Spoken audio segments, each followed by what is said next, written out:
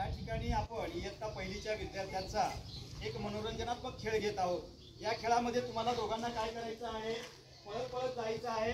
शेवटी ज्या बॉटल आहेत ते उचलून पुन्हा वेगाने पळत येऊन ह्या चौकोनामध्ये ठेवायच्या आहेत। याप्रमाणे तुम्हाला प्रत्येक बॉटल उचलून या चौकोनात आणायची आहे। ज्या सर्व बॉटल जे विद्यार्थी लवकर पोहोचवतील या ठिकाणी ती विद्यार्थी जिंकणार आहे। आलं का लक्षात तुमच्या? तयार आहात मग? Get set go.